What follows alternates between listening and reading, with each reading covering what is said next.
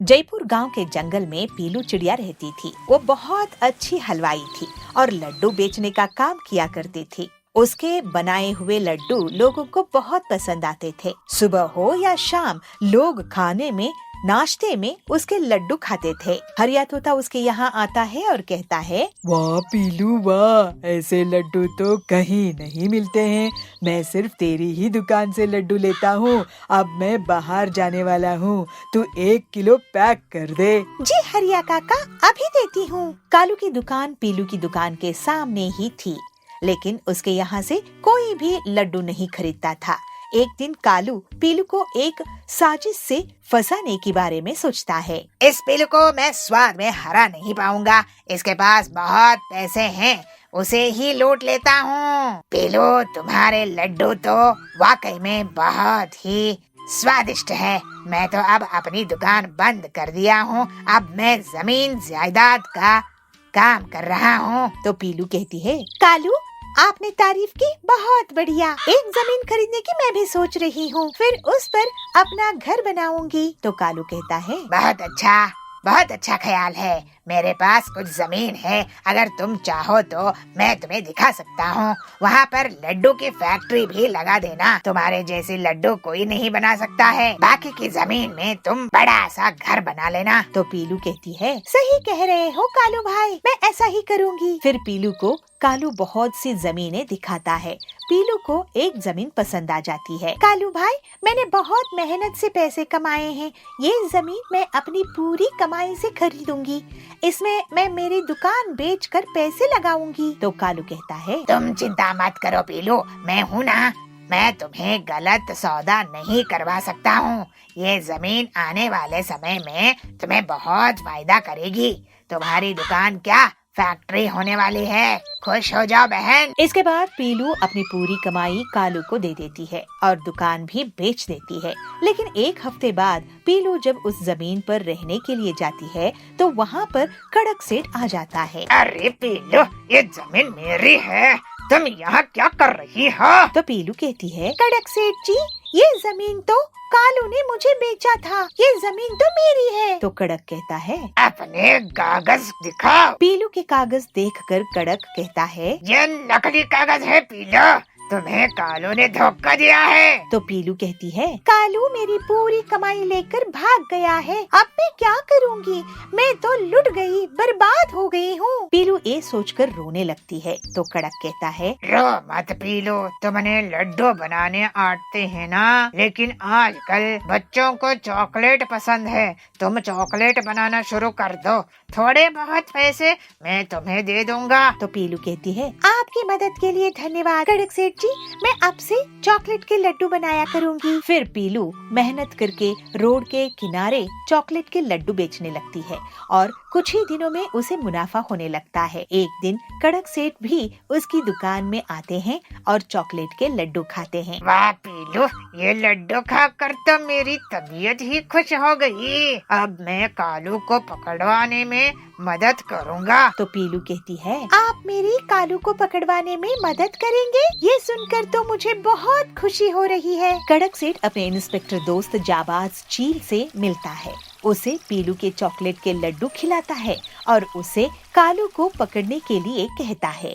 जाबाज कालू की तलाशी में लग जाता है और एक दिन उसे कालू पड़ोस वाले जंगल में एक व्यक्ति को जमीन बेचता हुआ मिल जाता है। कालू, तुम बहुत बड़े धोखेबाज हो। मैं तुम्हें कड़क सेठ की जमीन गैर कानूनी तरीके से पीलू चिड़िया को बेचने के जुर्म में गिरफ्तार करता हूँ।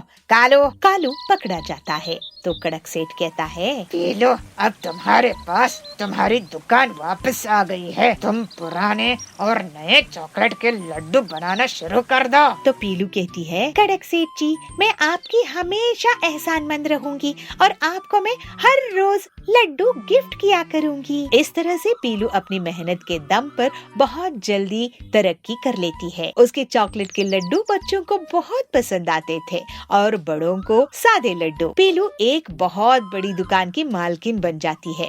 फिर वो हंसी खुशी अपना जीवन बिताने लगती है। सुंदरपुर नाम का एक राज्य था। उस राज्य में एक दिन एक मुसाफिर आता है जो साधु जैसे पहनावा पहना था। वह शहर के बाहर एक बरगद के पेड़ के नीचे ध्यान के लिए बैठ जाता है। कई दिनों तक वह साधु वहाँ पे बिना कुछ खाए पिए ध्यानस्थ होकर बैठा था। उस राज्य के लोगों को यह लगने लगा कि यह बाबा सच में कोई महान संत है, तो सारे उनके दर्शन के लिए आने लगे। जब यह खबर सुंदरपुर की राजा तक पहुँचती है तो वो खुद भी बाबा के दर्शन के लिए आ जाता है। जैसे जैसे समय बीतता गया तो राजा का वह संत पर विश्वास भी बढ़ने लगा।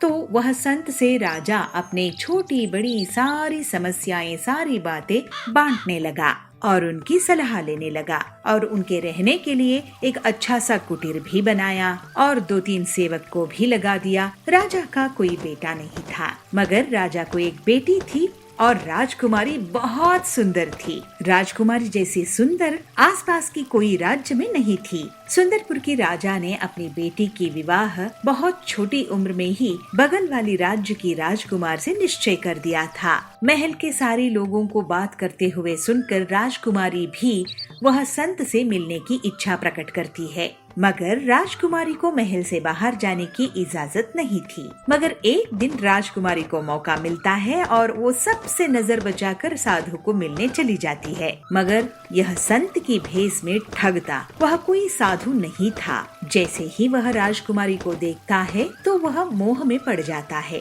और राजकुमारी से विवाह करने की आलोचना करता है। राजकुमारी केवल दिखने में सुंदर नहीं थी, बहुत होशियार भी थी। उसने वो साधु की आंखों में वो लालच देखी और उसे समझ में आ गया कि यह साधु कपटी है। जैसे ही मन में ये विचार आया, राजकुमारी वहाँ से भाग निकली, मगर साधु भी उसके पीछे पीछे उसको पकड़ने के लिए भागा, मगर वह पकड़ नहीं पाया। तो उसको बहुत गुस्सा आया। मुझसे बचकर कहाँ जाओगी? देखो तुम्हारा हश्र मैं क्या करता हूँ। अरे ये तो साधु नहीं है, ये तो कोई कपटी है, इससे तो बचकर मुझे महल पहुँचना ही है। राजकुमारी सोचती ही रही, मगर साधु ने अपने हाथ में जो त्रिशूल था उसको जोर से राजकुमारी की ओर फेंक देता है और राजकुमारी के पैर में वो लग जाता है।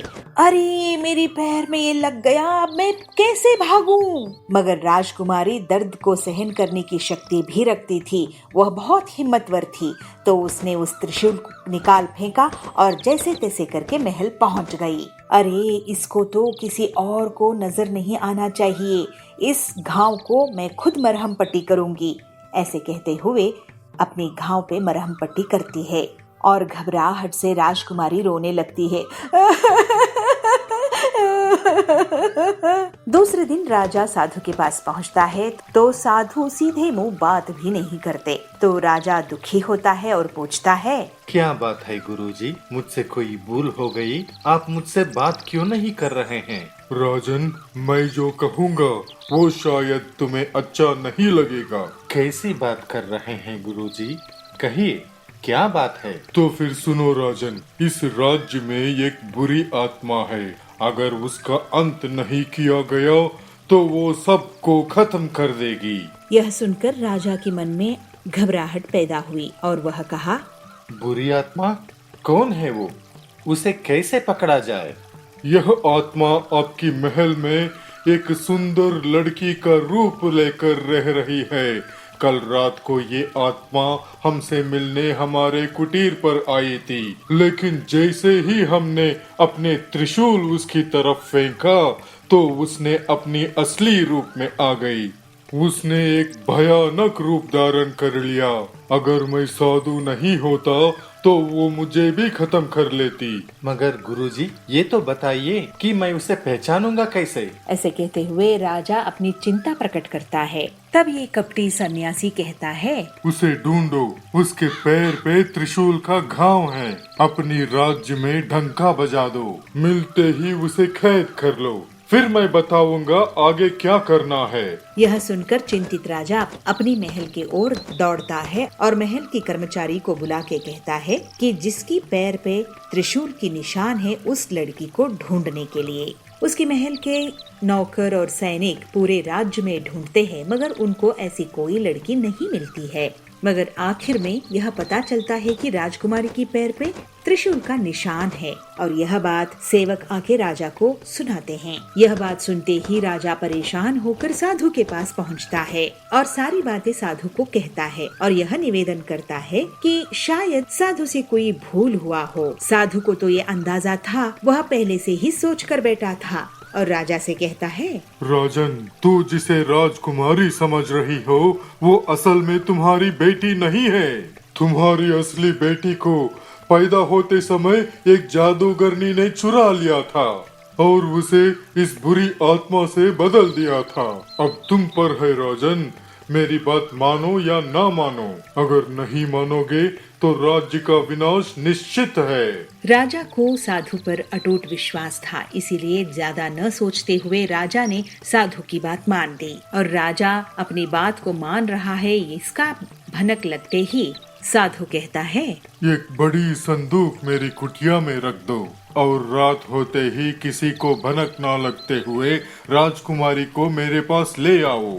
राजा बिल्कुल वैसे ही करता है जैसे साधु ने कहा था और राजा और साधु दोनों मिलकर उस संदूक में राजकुमारी को डालकर उसको बंद कर देते हैं और रात को ही उस संदूक को नदी में बहा दिया। उसके बाद राजा महल चला गया और साधु अपने कुटीर। मगर साधु को अभी भी संतुष्टि नहीं मिली थी क्योंकि वह खुद राजकुमारी को सजा देना चाहता था। इसलिए कुटिया में पहुँचते ही अपने 2 शिष्यों को बुलाते हैं और कहते हैं कि उन्हें सपने में भगवान के दर्शन हुए और भगवान ने कहा है कि नदी में तैरते हुए संदूक एक उनको मिलेगी और उस संदूक में बहुत कीमती चीज है और इसलिए दोनों शिष्यों को कहता है कि वो तुरंत जाए और वो संदूक को ढूंढ के कुटीर में ले आए। गुरु की बात सुन के दोनों शिष्य नदी की ओर चल पड़ते हैं। अगले दिन पड़ोस की राज के राजकुमार नदी किनारे शिकार पर आए थे। अचानक राजकुमार की नजर नदी में तैरते हुए संदूक पर पड़ती है और वह सैनिकों को तुरंत वह संदूक बाहर निकालने की आदेश देते हैं। इतनी बड़ी संदूक को देख के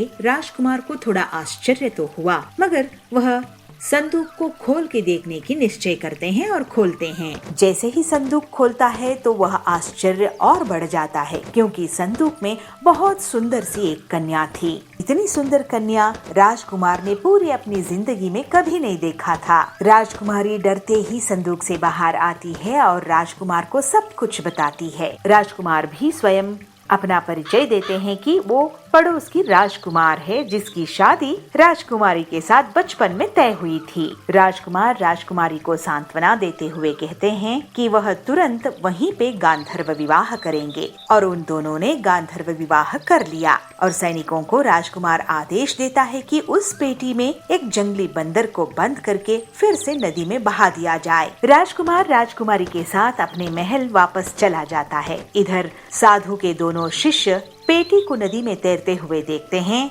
और उस संदूक को ले जाकर साधु की कुटीर में रख देते हैं।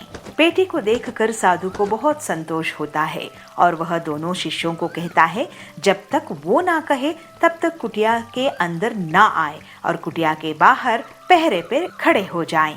फिर क्या था, साधु ने कुटिया की दरवाजा बंद किया और संदूक को खोला। पेटी से निकली हुई बंदर साधु के ऊपर कूदकर उसको बहुत सताती है। साधु चीखता रहा, चिल्लाता रहा, मगर कोई कुटिया की दरवाजा नहीं खोला। इस तरह साधु को अपनी किए की सजा मिल गई।